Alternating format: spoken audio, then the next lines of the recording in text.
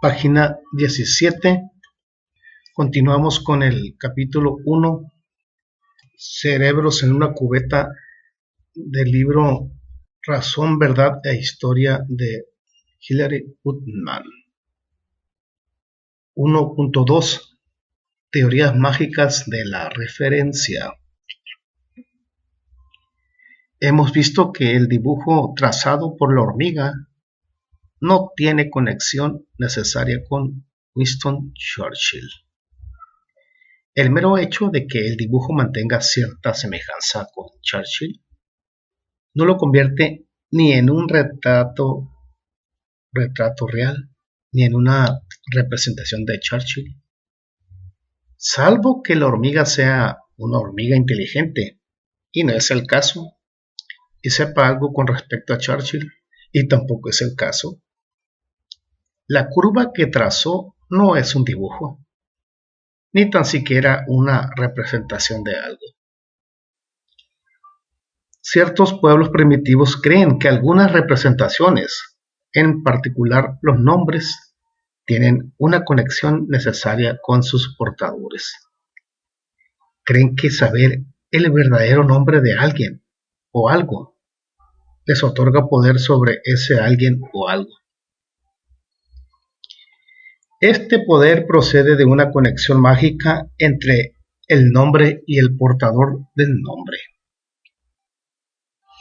Pero una vez que nos percatamos de que el nombre solo tiene una conexión contextual, contingente y convencional con su portador, es difícil ver por qué el conocimiento del nombre ha de tener alguna significación mística. Es importante darse cuenta de que a las imágenes mentales y, en general, a las representaciones mentales les ocurre lo mismo que a los dibujos físicos. La conexión que tienen las representaciones mentales con lo que representan no es más necesaria que la que tienen las representaciones físicas.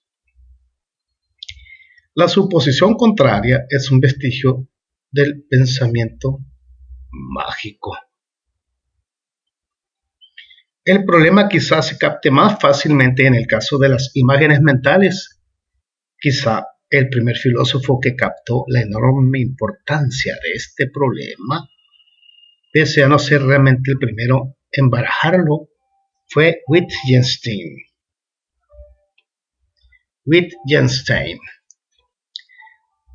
Supongamos que en alguna parte existe un planeta en el cual se han desarrollado seres humanos o han sido depositados allí por extraños cosmonautas.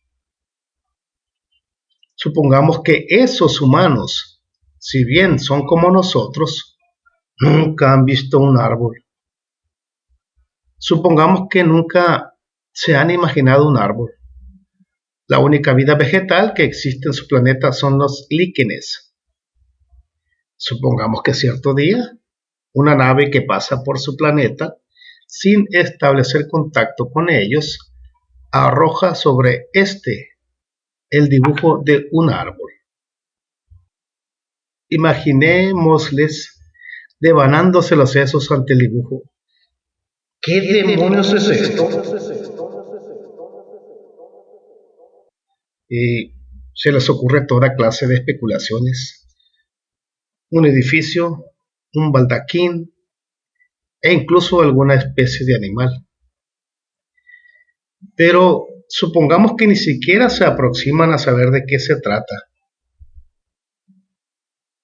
Para nosotros la pintura es la representación de un árbol. Para aquellos humanos el dibujo únicamente representa un objeto extraño, de naturaleza y función desconocidas. Supongamos que como resultado de ver el dibujo, uno de ellos tiene una imagen mental que es exactamente como mis imágenes mentales de los árboles. Su imagen mental no es la representación de un árbol, solo es la representación del extraño objeto, el que sea, que representa la misteriosa pintura. Pese a esto, Alguien podría argumentar que la imagen mental es de hecho la representación de un árbol, ya que, en primer lugar, el dibujo que provocó tal imagen mental era la representación de un árbol. Hay una cadena causal desde los árboles reales hasta la imagen mental, aun cuando ésta sea muy extraña. Sin embargo, podemos imaginarnos la ausencia de esta cadena. Supongamos que el dibujo de un árbol que la nave espacial arrojó no era en realidad el dibujo de un árbol, sino el resultado accidental del derrame de algunas pinturas. Aun cuando fuese exactamente igual al dibujo de un árbol, en realidad no sería el dibujo de un árbol en un grado mayor que la caricatura de la hormiga era un retrato de Winston Churchill. Podemos incluso imaginar que la nave espacial que arrojó el dibujo procedía de un planeta en el que no se sabía nada sobre los árboles. En tal caso, pese a que esos humanos tendrían imágenes cualitativamente idénticas a mi imagen de árbol, esas imágenes no representarían más que a un árbol que a cualquier otra cosa arbitraria. Y lo mismo ocurre con las palabras. Un discurso impreso podría parecer una descripción perfecta de un árbol, pero si fueron los monos quienes lo produjeron golpeando fortuitamente las teclas de una máquina de escribir durante millones de años, entonces las palabras de ese discurso no se refieren a nada. Si alguien las memorizase y las repitiese mentalmente sin entenderlas, entonces, cuando fuesen pensadas, tampoco se referirían a nada. Imaginemos que la persona que está repitiendo mentalmente estas palabras ha sido hipnotizada. Supongamos que tales palabras están en japonés y que al hipnotizado se le ha dicho que entiende ese idioma. Supongamos que cuando piensa esas palabras experimenta algo así como un sentimiento de comprensión. Aunque si alguien irrumpiese en su flujo mental y le preguntase qué significan las palabras que está pensando, descubriría que no podría decirlo. Quizá la ilusión sea tan perfecta que incluso podrá engañar a un telépata japonés. Pero si no es capaz de emplear las palabras en los contextos apropiados, ni de responder preguntas con respecto a lo que piensa, entonces no las entendió.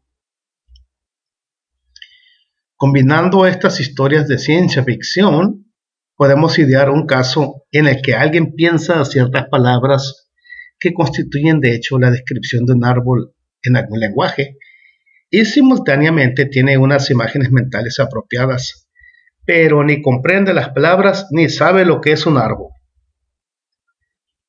Incluso podemos imaginar que las imágenes mentales fueron provocadas por un derrame de pintura, aunque la persona ha sido hipnotizada e inducida a pensar que son imágenes de algo apropiado a su pensamiento. Solo que, si le pregunta de qué son imágenes, no podría responder. Y podemos imaginar que ni el hipnotizador ni el hipnotizado han oído hablar del lenguaje en el que este último está pensando. Quizás sea una mera coincidencia el que estas oraciones sin sentido, tal y como las considera el hipnotizador, sean la descripción de un árbol en idioma japonés. En resumidas cuentas, cualquier cosa que pase ante su mente puede ser cualitativamente idéntica a lo que estaba pasando por la mente de un hablante japonés que pensaba verdaderamente en árboles, pero ninguna de ellas se referiría a árboles. Todo esto es realmente imposible, por supuesto, Del mismo modo que es realmente imposible que los monos mecanografíen por casualidad una copia de Hamlet. Y esto es afirmar que las posibilidades en contra son demasiado altas como para que este suceso realmente ocurra. A pesar de todo, no es lógicamente imposible, ni siquiera físicamente imposible. Podría suceder, es compatible con las leyes de la física y quizá también con las condiciones actuales del universo, si hubiese seres inteligentes sobre otros planetas. Y si sucediese, sería una sorprendente demostración de una importante verdad conceptual.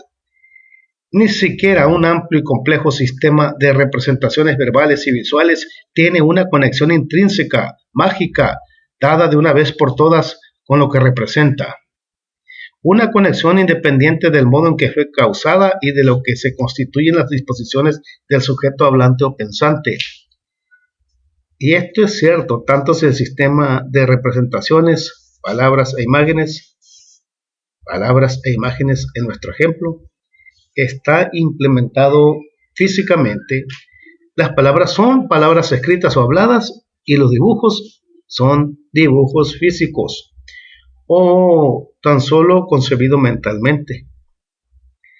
Ni las palabras del pensamiento ni las imágenes mentales representan intrínsecamente aquello acerca de lo que tratan. Página 20.